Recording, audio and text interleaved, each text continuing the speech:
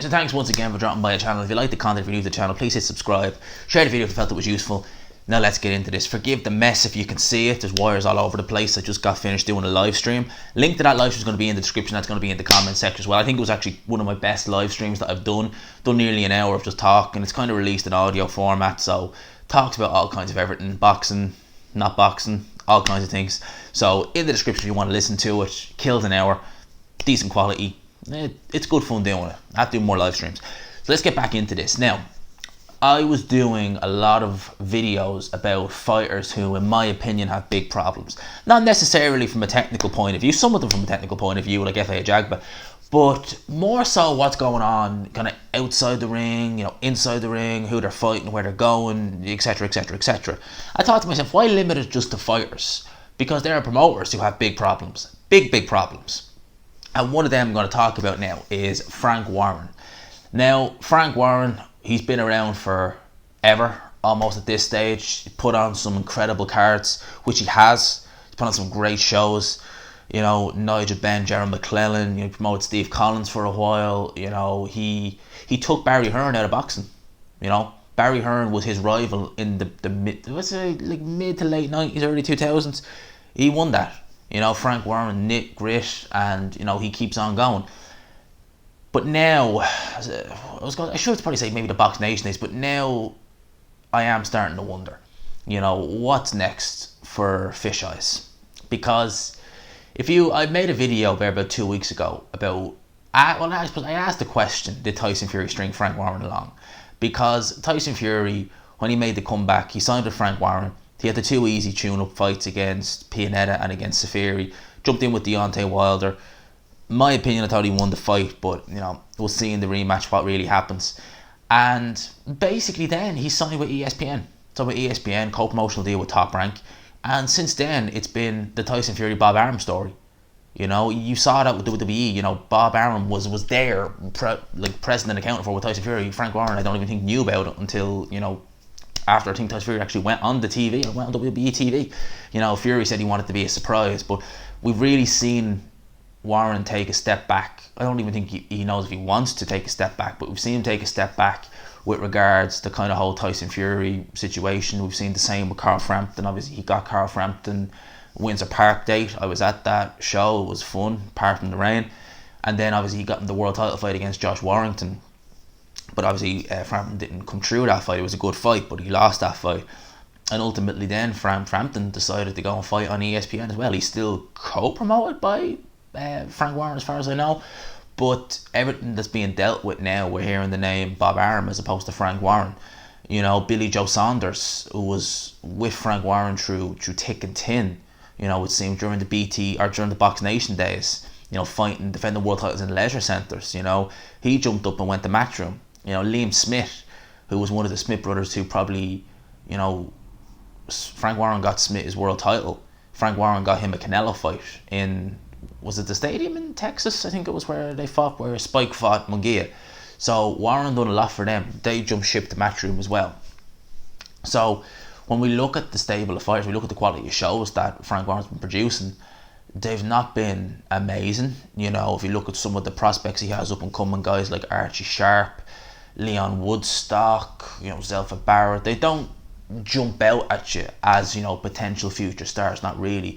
Obviously we have guys like Nathan Gorman, who is a decent heavyweight prospect. We'll see how he turns out. We have Daniel Dubois and Joe Joyce are kind of the two guys who are up and coming. Joe Joyce not really a prospect now at this stage, but those are the two guys who are up and coming, who are really kind of carrying the BT Sport flag, so to speak. Tyson Fury obviously still a BT Sport fighter, so is Carl Frampton, but they're mainly in the States. They're like carrying the ESPN flag now, it almost seems. So you do wonder where Frank Warren is going. We've MTK, who are doing great numbers on IFL, who are doing good things. We see Barry Jones doing commentary for them, and I've said about MTK before that the quality of their shows is better, not only than some BT Sports shows, but better than some Matchroom shows. I think it was the night Paddy Barnes fought Jay Harris. Great fight, hell of a fight. My opinion, you could argue, and I think it was actually fight of the year for 2019. That show was much better than the Matchroom Italy show that was going on. It was night and day. better than the Match and Italy show that was going on. So IFL, you know, you give them a platform, you know, you can imagine, or MTK, so you give them a platform, you know, look where they can go. So it does make me wonder. We heard stories about announcements being made with BT Sport, which have not really been, you know, made. Box Nation have made a deal with that Premier Sport thing, which, you know, it is what it is, you know, whatever it is, it is. I get Premier Sport, but I never watch it, cause nothing on it. And I don't pay for Box Nation anymore. As far as I know, I think Frank Warren is he a stakeholder in Box Nation or something like that? I don't know, but he's something affiliated with Box Nation anyway. So that's kind of the story with Frank Warren, and we're coming now to the Olympics, and you can imagine Eddie Hearn, which is normally what he does when it comes to Team GB. He's going to be like that scene in Harry Potter. Do you know the very, very first Harry Potter film, where he's in the train, he's bringing the trolley in, and Harry Potter just, handful of cash will take the lot. That is Eddie Hearn with Team GB.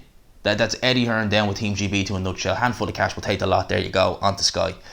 How many Team GB fighters will go to Frank Warren? I can't imagine too many. So makes me wonder where Frank Warren is going, you know, with some of these fighters, because like I said, you know, you've Daniel Dubois fighting absolute no-hopers, like your Richard Lattes, like your Ebenezer Tetes, like your Fujimotos. You know, you want to see him in there with Joe Joyce when he beats Joe Joyce. If he beats Joe Joyce, who does he fight next? You know, Tyson Fury? No. Does he like, get some of the ESPN guys over? Maybe, but that costs money. And that's another thing as well. Like, he's trying to build guys like Joe Joyce and Daniel Dubois. Daniel Dubois versus Dave Allen, although I wouldn't like to see it personally for obvious reasons, it's a good fight for Daniel Dubois. You know, it's a name, but the money, you know, like I said in one of my videos about Dave Allen's making good money on Sky. You know, making very good money on Sky. Why is he going to fight Daniel Dubois on BT Sport for pennies? You know, a fight that he would more than likely lose and suffer some serious damage as far as I'm concerned in that fight. Why would he do that? Unless he would be well compensated, which he wasn't going to be, you know? So, you know, those are some of my thoughts on this. It's an interesting one because Frank Warren, you know, Frank Warren's been around. You know, we've put on some great cards, but questions now. Where is he going? What's the story with Tyson Fury, Carl Frampton, to name a few? You know, Billy Joe's gone. You know, Liam Smith's gone. You know, I mean, just to name a few. So that was some of the questions I have. You know, we had guys like Nathan Cleverly, guys like Tony Bellew, guys like Ricky Burns. Matchroom now. I'll go on a matchroom. So questions to be asked. You know, James DeGale as well. James DeGale. You know, we had that Lee Selby. Well, Lee Selby's not much of a name, to be fair, so it's neither here nor there. But, you know, questions need to be asked. What's Frank Warren going to do now? Where is he going? What's going to happen? What's the story with BT Sport? Are the quality of the shows going to improve? Because the quality of shows haven't been there. You know, they really haven't. So, you know, it's an interesting one. Let me know what you think down below. Anthony Yard, I should say as well, actually is a decent name. Is a decent shout. And Anthony Yard, stay tuned, because he might be the next fighter I cover. So let me know what you think down below. I hope you enjoyed this video. Let me know what you think down below. Subscribe if you're new. Share the video if you felt it was useful. Obviously, as I said, live stream link in the description. I thought it was a very good live stream. So be a good listen to kill an hour if you're in work or something like that. Let me know what you think down below. Hope you enjoyed the video, and as always, I will talk to you after.